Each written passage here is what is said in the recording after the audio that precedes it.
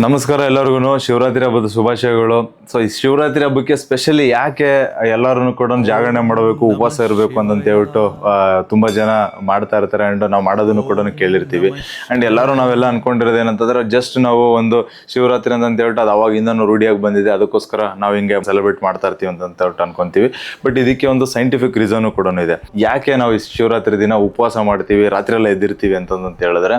So especially ನೋಡಿ, ಇವಾಗ ಶಿವರಾತ್ರಿ ಹಬ್ಬದ ಮುಂಚೆ ಬರೋದೆಲ್ಲೂ ವಿಂಟರ್ ಸೀಸನ್ ಇರುತ್ತೆ. ಸೊ ವಿಂಟರ್ ಸೀಸನ್ ಇಂದ ನಾವೇನ್ ಮಾಡ್ತಾ ಇರ್ತೀವಿ, ಸಮ್ಮರ್ ಸೀಸನ್ಗೆ ಕಾಲಿಡ್ತಾ ಇರ್ತೀವಿ. ಸೊ ಈ ಟೈಮಲ್ಲಿ ಏನಾಗುತ್ತೆ, ಸೊ ಈ ಟೈಮಲ್ಲಿ ನಮಗೆ ಆಕ್ಚುಲಿ ನಾವೆಲ್ಲರೂ ಕೂಡ ನಾವು ಚಿಕ್ಕ ವಯಸ್ಸಿಂದನೂ ನೋಡಿರ್ತೀವಿ. ಸೊ ಏನಾಗುತ್ತೆ ಅಂತ ಹೇಳಿದ್ರೆ, ನಮಗೆ ವಿಂಟರ್ ಸೀಸನ್ ಅಲ್ಲಿ ರಾತ್ರಿ ಟೈಮ್ ಜಾಸ್ತಿ ಇರುತ್ತೆ. ಸಮ್ಮರ್ ಬಂತು ಅಂತಂದ್ರೆ 7 ಗಂಟೆ 7:30ವರೆಗೂ ನಮಗೆ ಬೆಳಕಿರುತ್ತೆ. ಅಂದ್ರೆ ನಮಗೆ ಬೆಳಕು ಜಾಸ್ತಿ ಇರುತ್ತೆ, ರಾತ್ರಿ ಕಮ್ಮಿ ಇರುತ್ತೆ ಅಂತ ಹೇಳ್ಬಿಟ್ಟು. ಸೊ ಇದು ಏನಂತಂದ್ರೆ ಕಂಪ್ಲೀಟ್ಲಿ ಎನ್ವಿರಾನ್ಮೆಂಟ್ ಅಲ್ಲಿ ಶಿಫ್ಟ್ ಆಗೋಂಥ ವಿಷಯ. ಸೊ ಇದ್ರ ಜೊತೆನಲ್ಲಿ ಸೊ ಈ ಶಿಫ್ಟ್ ಆಗ್ತದೆ ಅಂತ ಹೇಳಿದ್ರೆ ನಾವೆಲ್ಲ ಹ್ಯೂಮನ್ಸು ಸೊ ಸಡನ್ ಆಗಿ ನಾವು ಶಿಫ್ಟ್ ಆಗಬೇಕಾಗುತ್ತೆ. ಸೊ ಸಡನ್ ಆಗಿ ಶಿಫ್ಟ್ ಆಗಬೇಕಾದ್ರೆ ಏನಾಗುತ್ತೆ, ಸೊ ನಮ್ಮ ಬಾಡಿಗೂ ಕೂಡ ಒಂದು ಸ್ವಲ್ಪ ಅಡ್ಜಸ್ಟ್ಮೆಂಟ್ಸ್ ಬೇಕಾಗುತ್ತೆ. ಸೊ ಈ ಸೈಂಟಿಫಿಕ್ ರೀಸನ್ ಇಂದ ಏನಾಗುತ್ತೆ ಅಂತಂದ್ರೆ, ಸೊ ಇವತ್ತೊಂದಿನ ನಾವು ಏನ್ ಮಾಡಿರ್ತೀವಿ, ಶಿವರಾತ್ರಿ ಹಬ್ಬಕ್ಕೆ ಕಂಪ್ಲೀಟ್ ಆಗಿ ಒಂದಿನ ಉಪವಾಸ ಮಾಡೋದಾಗ್ಬೋದು, ಇಲ್ಲ ರಾತ್ರಿ ಜಾಗರಣೆ ಮಾಡೋದಾಗ್ಬೋದು.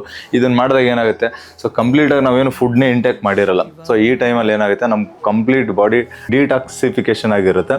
ಸೊ ಇದರಿಂದ ನಮ್ಗೆ ಏನಾಗುತ್ತೆ, ಒಳ್ಳೆ ಎನರ್ಜಿ ಬರುತ್ತೆ. ಸೊ ಬೇಸಿಗೆಗಾಲದಲ್ಲಿ ಸ್ಟ್ರಾಂಗ್ ಆಗಿ ಬಿಸಿಲಲ್ಲಿ ಓಡಾಡೋಂಥ ಶಕ್ತಿ ಬರುತ್ತೆ. ಅಂಡ್ ಇನ್ನೊಂದಷ್ಟು ಎನರ್ಜಿ ಕ್ರಿಯೇಟ್ ಆಗುತ್ತೆ ಅಂತ ಹೇಳ್ಬಿಟ್ಟು.